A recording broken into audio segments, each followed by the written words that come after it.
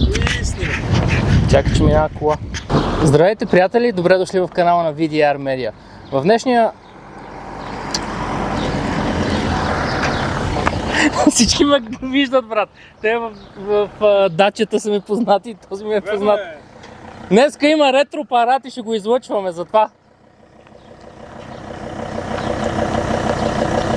Това е да си популярен и да снимаш в твоя квартал, който мине те познава. Махат ти, това онова, иска да се снимат с тебе, сега един приятел иска да дойде да вземе автограф. За автографа ли спря? Да. Приветствам ви с добре дошли в канала на VDR Media. Казах добре, не че снимам. Снимам. Изглеждам слаб, рус и висок, нали? Да, не мога прецена.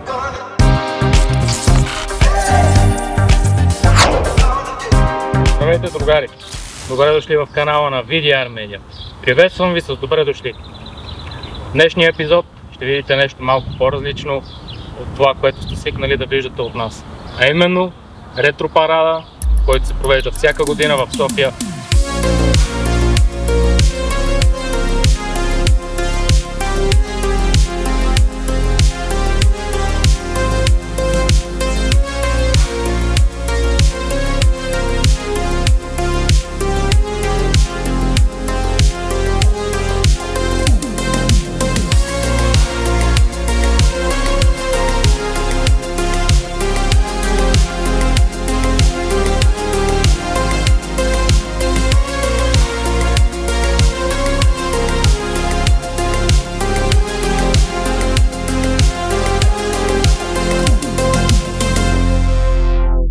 Здравейте на всички почитатели и зрители на вашата медия. Това е Спасовден. Това е най-старото ретро събитие в България. Прави се от 1989 година. Това е негово 34-то издание. Заради COVID имахме един пропуск. И това е най-значимото събитие за нашата ретроавтомобилна общност. Има хора, които цяла година не изкарват никъде колата си, само за да дойдат днес, тук на Спасовден, да я покажат. Той се прави във връзка с празника на шофьора и религиозния празник Спасовден, който винаги е четвъртък, и по традиция в първата събота след този празник се прави и ретро парада. Традиционно, когато е хубаво времето, както днес, събитието събира над 300 автомобила, идват хора от цялата страна, идват коли, които не се движат на платформи. Обикновено предварително с заявки има определени гилдии, които сме наредили. Както виждате тук пред нас са мерцедесите, те са най-многобройни, заедно с соцавтомобилите, които предварително организирано са дали заявка, че ще се съберат. Най-отпред сме сложили така най-атрактивните коли, има гилдия на моторите, които също са обособени, и в 13 часа започва награждаването. За нас като организатори е изключително трудно да не наградим някой, защото почти всички автомобили са в отлично състояние. Така че в момента оценителната комисия продължава да разглежда и в 1 часа ще разберем кои са призьорите, а най-голямата купа, разбира се, купата на Столична община, която символично е победителя в събитието.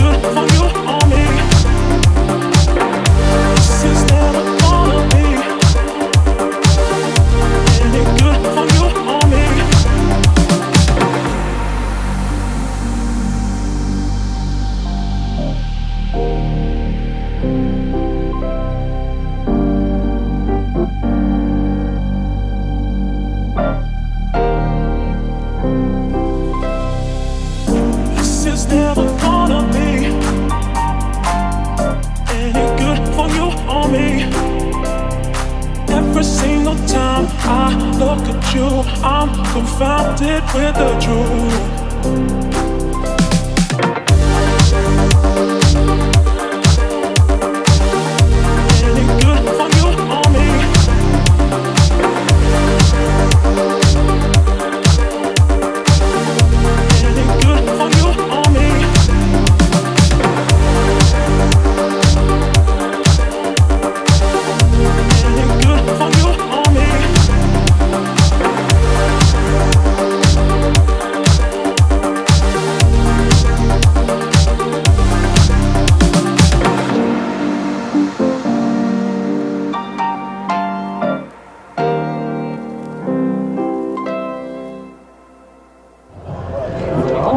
Здравейте от Ретро Парада в София на Спасовден 2024 година.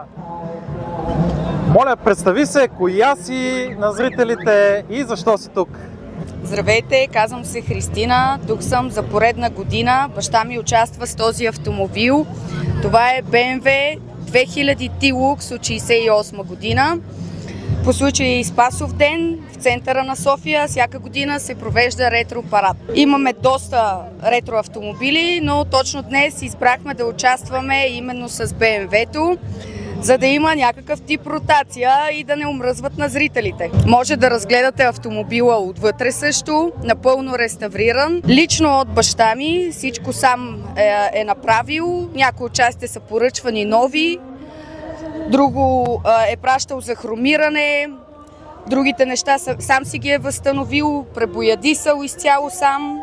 Абсолютно реставриране изцяло и само от него. Какви са другите ви автомобили, които притежавате? Реставрирани имаме Москвич, осмица, имаме Мерцедес, абсолютно пак изцяло реставриран от баща ми, Rolls-Royce Корниш, който в момента е в процес на реставрация, имаме мотор МЗ-ка, Волга имаме 20, ГАЗ 24, Opel Рекорд. Доста автомобили имаме, но Rolls-Royce за сега е най-добрият проект. Кога ще очакваме да го видим? Живи и здрави до година за следващия Спасовден. Се надявам да сме тук с него. А може ли да ни разкажете за участията? Има ли някакви точки? По какво се печелят наградите? Ами точки не е. Има комисия, която комисия минава през всички тези автомобили, които са участници. Всеки един, който иска да заяви участие, си попълва данните и с какъв автомобил е дошъл. След което комисията минава, оглежда и ходова част, и вътрешно, външно, как е реставриран самия автомобил, дали е в оригинално състояние, дали всичко е запазено по него. И комисията определя победителя и горе-долу след 10 минути започва и тази годишното награждаване. Ще помоля да разкажеш 2-3 думи за бялото BMW. Закупих колата от мой близък, който нямаше възможност да я направи. Реставрирана е основно, ходова част, двигател, всичко да стигне до това положение. И я карам от 5-6 години.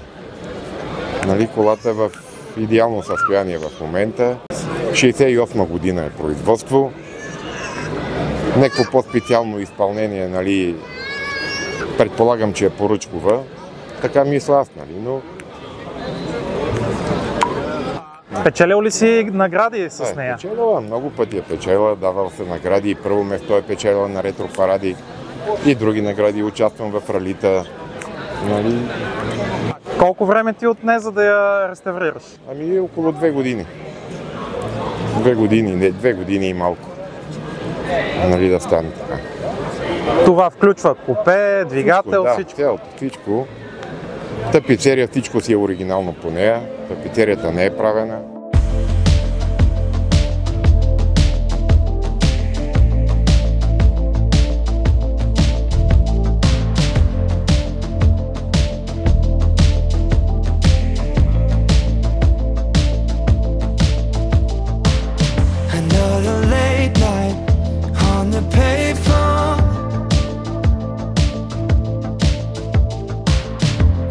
Memorize my number like it's all you know.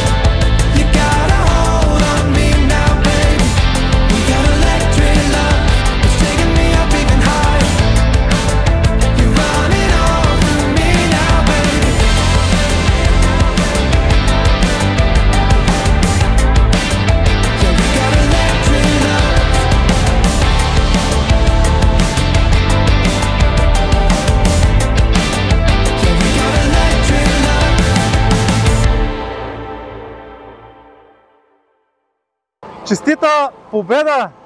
С коя кола участва? С стария Ягуар белия най-накрая, един XJ2. Дърта птица, регистрирана по FIVAL, Влади специално се постара да я сертифицира и много съм така приятно изненадан. Другари, благодаря ви, че останахте с нас до края. Палец нагоре, ако са ви харесали тези прекрасни ретро автомобили. Ако имате някакви въпроси отдолу в коментарите, може да ги зададете. Абонирайте се за канала и до скоро!